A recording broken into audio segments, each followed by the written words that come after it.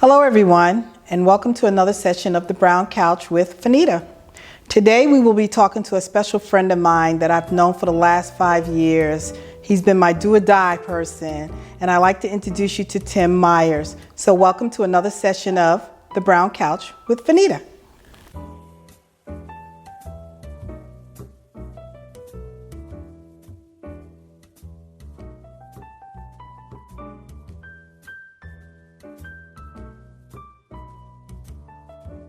Welcome, Tim.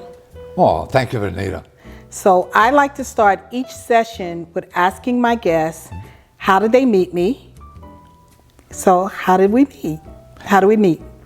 You know, I've been great. I've been blessed by my Lord. In the last 6 years, since I've returned to the community, I could not have asked for anything other than meeting you in 2015 was the highlight back then of my time. You're making me blush. No, I'm being completely truthful. Oh, thank you so much. I appreciate those words. So where did we meet? Well, let me start before that. I think it was at the end of 2014, I asked my daughter, Denise, if she could go on the internet and find some organization that I can help, being a restored citizen myself.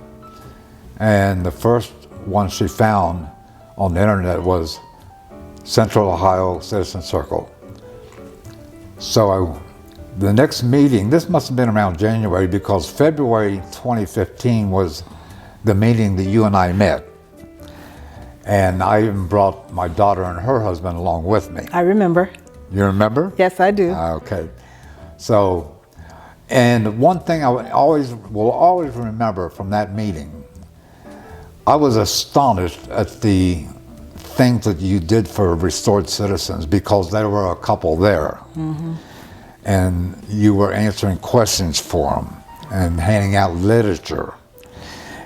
And I said, this is great. This is absolutely what I would like to do. And I started offering my services to you, and you said, be careful what you ask for. I knew that was coming. And I think you said that a total of three times. Be careful what you ask for. And I don't regret it. I'm glad you warned me, but I knew I wasn't going to regret it. So let me explain to our audience what that meant. So we were part of the Central Ohio Citizen Circle, which was a supportive program for people who've been justice involved. And we were a support group when we started. Right. And we met once a month. Right. And people would come in, and we would have reentry organizations and community organizations come and offer services to people who've been just coming out of incarceration. And you were attending the meetings. Right.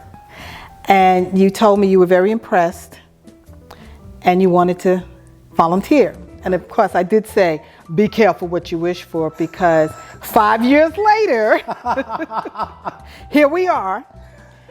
And you were just so gung-ho. You were at every meeting. Yeah. You attended every meeting we had. I think 2 years later, we changed the structure. Right. You said, I think we could do more than we're doing with these meetings every month if we met the people. Exactly. And you asked me to change the structure, and we did. Mm-hmm. And from then on, we started picking people up at bus stops. We started going into the institutions. Correct. We started offering our services. You did, really, transporting people around. Right. To their appointments. Yep. Paying out of pocket. Yep. For credentials, birth certificates, IDs, clothing, toiletries, breakfast, lunch, dinner, groceries, cards, driver's license, you name it. You name it. You did it for 5 years. Right. I can't thank you enough. Well, the interesting part about it was you and I spent our own money. Exactly. We didn't want to have a 401c on our backs. 501c3, yeah. or grant money. Yep. But I know in your position, my position, we were pretty set for Yes. life, yeah. So I didn't mind spending money on them. They came out with very little money, Exactly. whatever was in their inmate account. So, but there were a couple out of about probably 50, 60 people that I helped that insisted on buying their own breakfast if I took them out and paid. So Tim, let's talk about the trips to the institution. You and I traveled all over the state, Right. going to various different institutions. What was it like for you to now go back into an institution and give back? What was that like for you? That's a good question, Vanita. First off, I think before heading back to or going to the first institution, I was curious as to whether they're going to know about my background and say, you can't come in. And you said, don't worry about it. You said, all of us do go through this. So that pretty much relaxed me. And then after attending the first institution, I said, oh, this is a breeze. Exactly. And I said, from that point on, I said, I was looking forward to going into institutions. More so than me. More so than you, yeah. Yeah, those trips of getting up at 5 a.m. in the morning to get to an institution before 8:30 in the morning, that was a struggle for me, but you would, Vanita, we gotta go. And if it wasn't for you driving, I wouldn't have made it to those institutions at 8:30 in the morning. So I really appreciate you stepping up, going in. And the best part about you going back in is I could go in and talk to these people till I'm blue in the face. But until someone who has experienced what they are going through or what they're going to go through when they get out and actually get to talk to someone and see someone come back in, that was a blessing.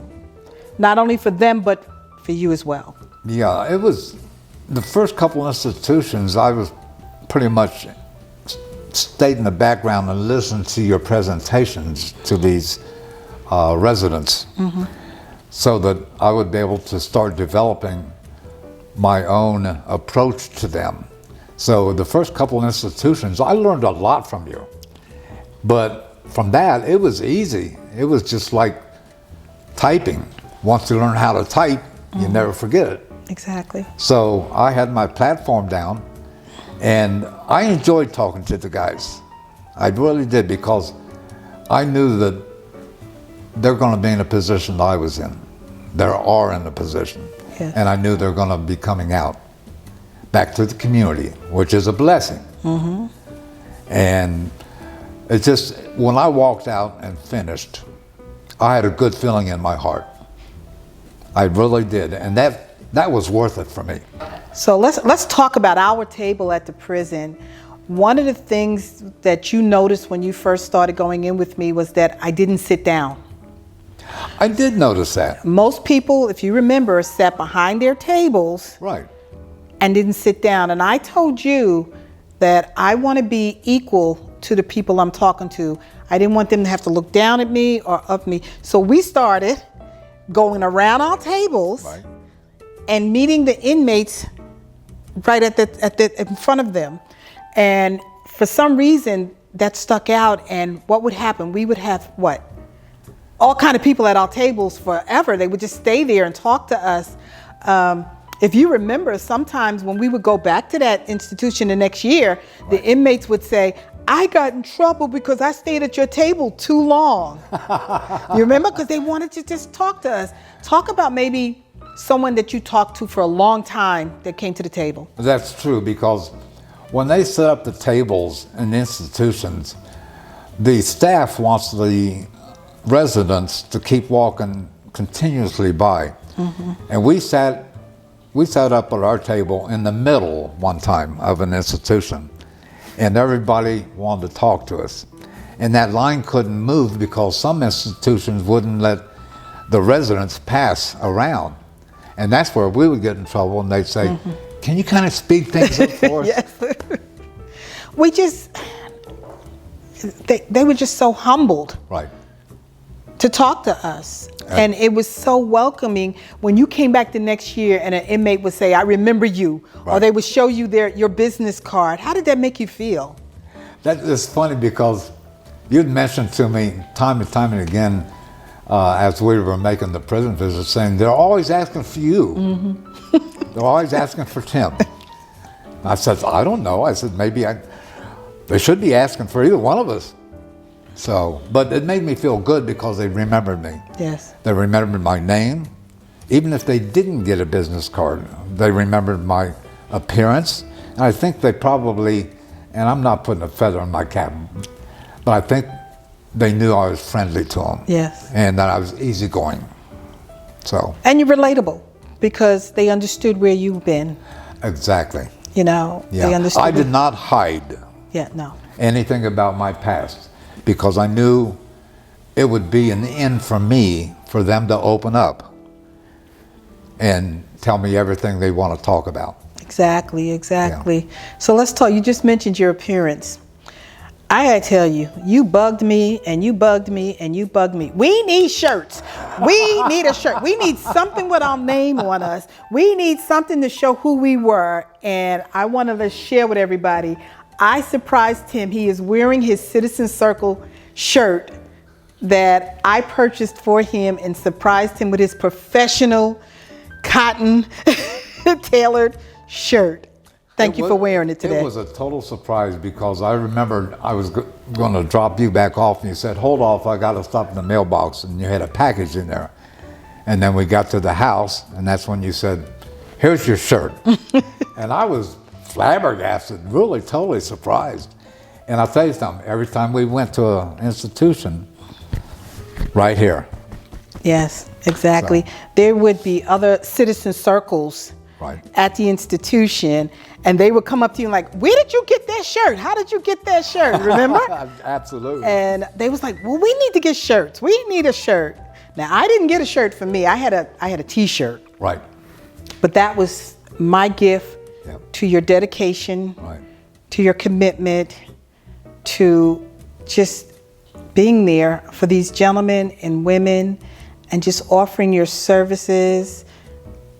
Don't build me up like that. Yeah. You're going to get me tearing up. But I mean, come on, Tim, we started out and I had like at least 5 people when you first started with the Citizen Circle, but as time went on, they all went on their paths and it was just me by myself. Right. And when you stepped up 135%. Yep. You just stepped right in, and I couldn't have succeeded those 5 years without your volunteering. So I appreciate it. I really do. I really appreciate, and I think every person you touch appreciate it, especially those people that would call me and ask for you. And I'm like, I'm the administrator. No, but I don't want to talk to you. I want to talk to Tim because that's who I met. Right. Tim, there's somebody that wants to know, can they call you? They don't want to talk to me. They want to talk to you. I always reminded people that you were the administrator of Citizen Circle and I was the reentry specialist. And we were both equal, and that's the way you treated me. I was your right-hand person. Right hand, right foot, left foot, right eye, left eye.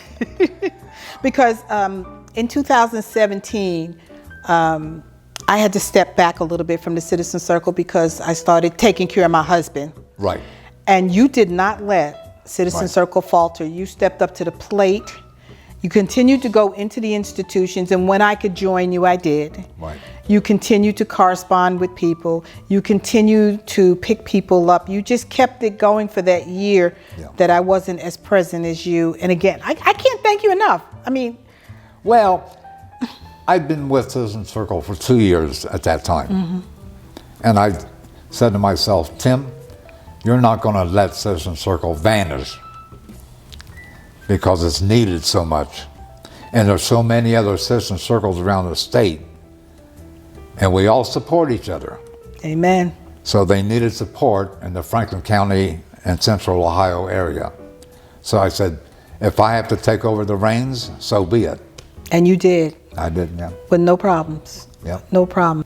One thing that I tried to center on when helping restored citizens is I knew there's two things that they need to get employment. They need a state ID card, and usually, in most cases, a copy of their Social Security card.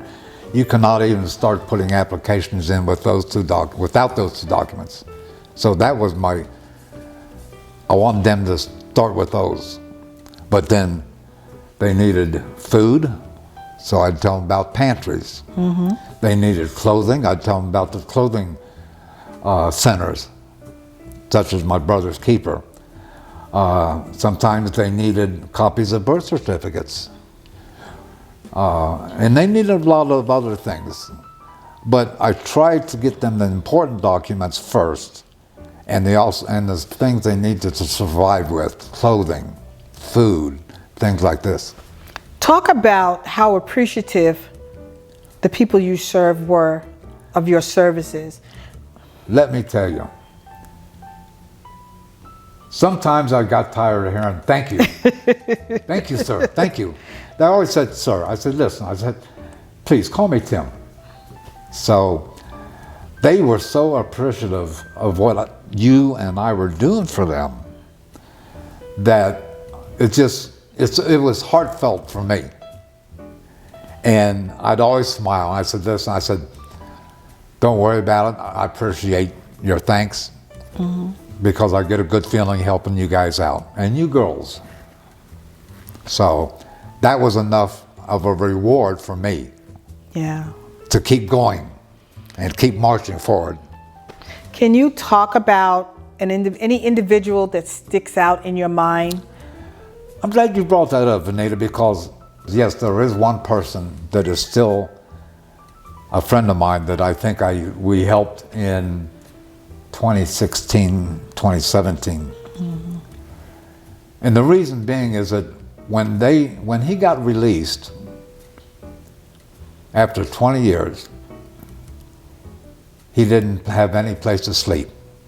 He was homeless, completely homeless. So I went around kind of looked for places that he could bed down for the night.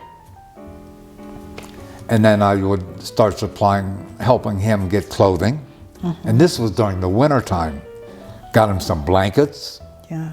I'd buy him these little wheeled carts that you can pick up at a I think you bought about 3 of those for him because he wore them out. Buying 3 of them. Yeah, he wore them out.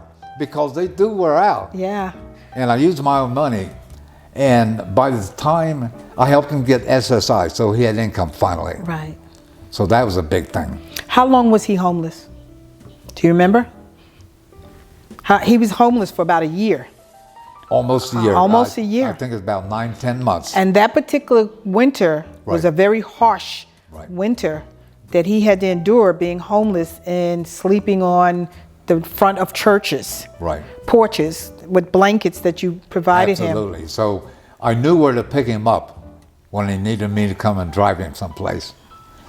So other than that, he eventually got a place to stay because he had money coming in, he had food stamps, and he'd call me every once in a while at home, say, Tim, what you doing? I'd say, tell him what I was doing. He said, hey, let me take you out to lunch. I says, are you sure? So we started going out to lunch about once every 6 to 8 weeks. And we're doing that to this very day. And I have no regrets keeping this friendship. So First Step Friday, which I mentioned, was a blessing for us because we no longer had a place to have the Citizen Circle meetings. Right, absolutely. And when we were invited to the committee for the Citizen Circle, for the First Step Friday, we was like, oh wow, this is where we can have our monthly meetings at. So it was a blessing for us that First Step Friday, which was a resource fair, held over at Ohio Means Jobs once a month, the first Friday of every month. And we had the center table again. Right, absolutely. What was that like for you? Well, I think it was a blessing because since we stopped our meetings, we had support from DRC and a lot of other resource centers to make this work. And for Central Ohio, it was the key for restored citizens to come in and meet with us once a month. And better than that, at least I knew that there were federal probation officers as well as the chief of probation that would visit us. And they wanted to take what we'd set up as First Step Friday and take it to some of the larger cities in the Southern District like Cincinnati. But they also wanted to refer what we were doing to the Northern District and Cleveland. And they started, from what I understand, setting up something similar, once a month meetings for restored citizens. Yeah, it was a blessing for Central Ohio to have this First Step Friday. So I appreciate First Step Friday. I have something for you. Okay. I want to thank you again. And I know I've said it over and over and over. I am so grateful that we had the 5 years together. Right. I look forward to you and your new endeavors. I do know you're moving. I know you're leaving Ohio. Yeah. And you're moving to Florida. So no more lunches, no more dinners. But we can call each other. But I would like to present these little tokens of my appreciation to you. Open your gifts.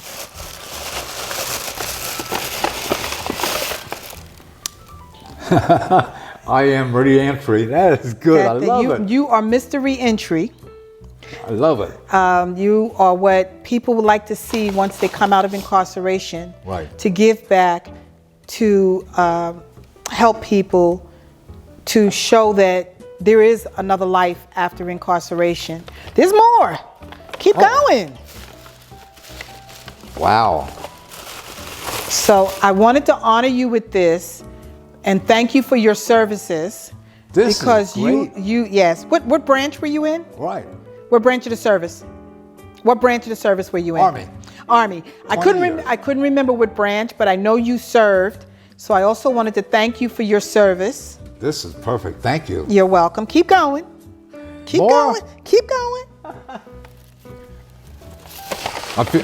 Makes me believe like Christmas again.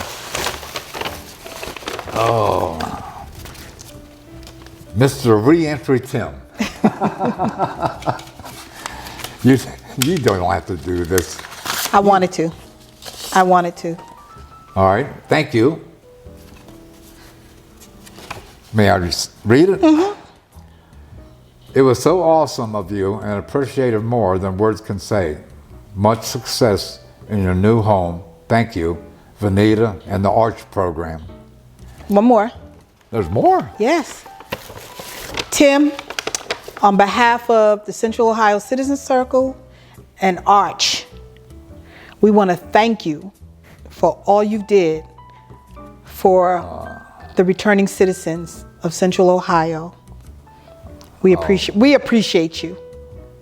Thank you so much. I never would have expected this because you know that my work with Citizen Circle and working with Arch all came from my heart, because I've always believed that if you're capable, if anyone's capable of helping others that are less fortunate, that's the path to go.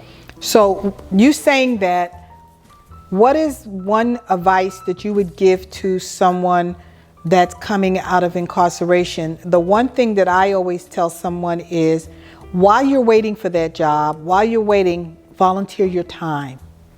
Give back. Find an organization that you can help. What do you tell them? It's funny you mentioned that, because I went by the same thing, the same motto. I encouraged the restored citizens, once I got them everything they needed before we departed, by saying, remember, what I did for you. And if you get an opportunity, do the same for your brothers and sisters as they get released and come back to the community. So I says, give back. As simple as that. Pay it forward. Yep. Well, Tim, you come, Tim. Oh, I'm gonna miss you. I'm gonna miss you. I'm going to miss you too.